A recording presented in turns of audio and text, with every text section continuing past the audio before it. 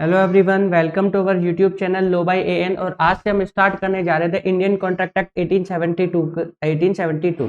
सबसे first thing is that कि Indian contract act 1872 इसका एक्ट नंबर कौन सा है? एक्ट नंबर है 9। और एक्ट नंबर 9 को याद करने का एक बहुत अच्छा तरीका जो है वो ये है कि जो 1872 है 1872 इसका टोटल खोलो, इसका टोटल होता है 18। और 18 को अगर आप टोटल करोगे, 18 मतलब 1 + 8 करोगे तो टोटल कितना है 9।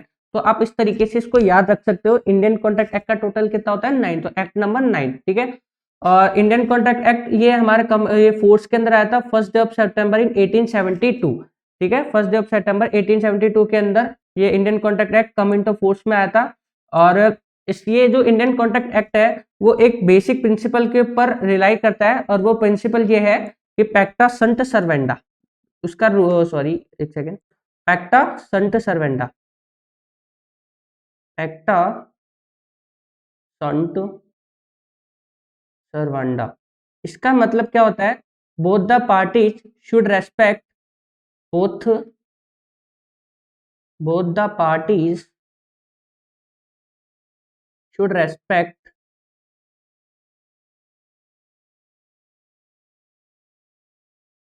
Each others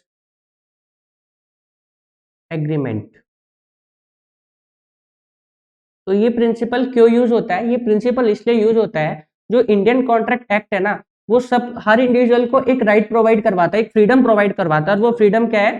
freedom freedom of contract, freedom of contract. इसका क्या मतलब है सर फ्रीडम ऑफ कॉन्ट्रैक्ट का? फ्रीडम ऑफ कॉन्ट्रैक्ट का मतलब ये है कि जो एवरी इंडिविजुअल हैव फ्रीडम कि वो अपने अकॉर्डिंग कॉन्ट्रैक्ट बना सकते हैं, और अपने अकॉर्डिंग वो कॉन्ट्रैक्ट भी बना सकते हैं। उसके रूल्स एंड रेगुलेशन जो भी उन लोगों को परफॉर्म करना है कॉन्ट्रैक्ट के अंदर, ठीक है, वो अपने अकॉर्डिंग बनाएंगे और वो एक दूसरे के ऊपर बाइंडिंग होंगे। तो जो इंडियन कॉन्ट्रैक्ट एक्ट है वो क्या प्रोवाइड कराता है हमको? हर पार्टी को, इंडिविजुअल को प्रोवाइड कराता है फ्रीडम ऑफ कॉन्ट्रैक्ट। और फ्रीडम ऑफ कॉन्ट्रैक्ट का मतलब अगर आप खुद से रूल्स बना रहे हो, खुद से रेगुलेशंस बना रहे हो, तो आप एक दूसरे के ऊपर बाइंडिंग होगा, और आपको एक दूसरे के जो एग्रीमेंट है उसकी जो रूल्स रेगुलेशन उसको रेस्पेक्ट करनी होगी। मतलब आपको उन दोनों को, आपको एक दूसरे को फॉलो करना होगा।